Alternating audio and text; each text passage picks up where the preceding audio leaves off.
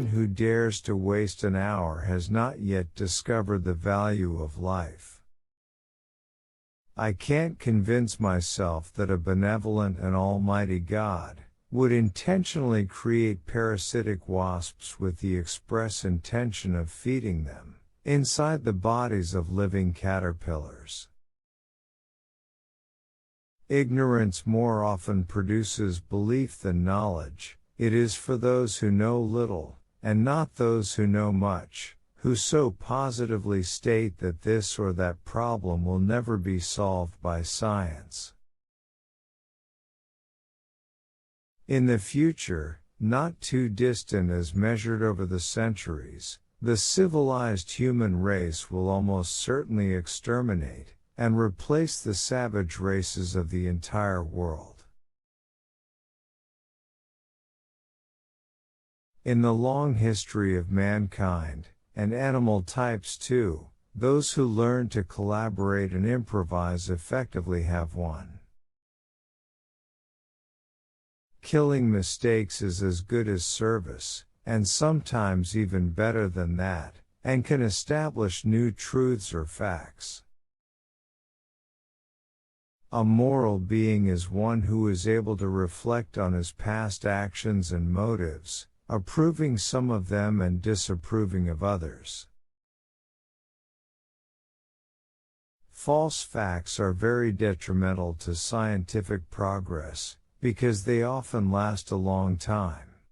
But false views, if supported by some evidence, do little harm, for everyone takes advantageous pleasure in proving their falsehood.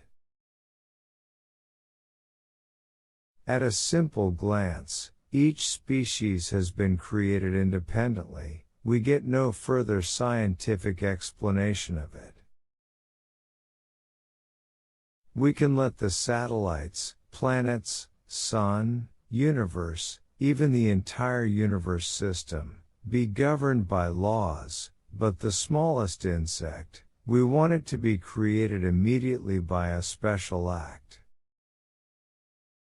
A scientific man should have no desire, no affection, only a heart of stone.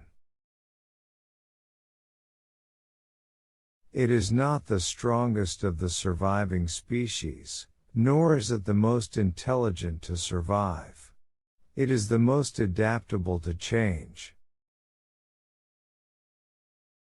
We must admit, however, for what I have discovered, that man with all his noble qualities, still wears his skeleton, of the indelible stamp of his lowly origins.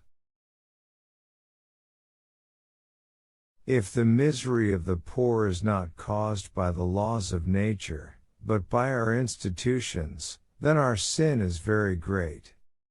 If I was given one more chance to live, I would make it a rule to read some poetry, and listen to music at least once every week.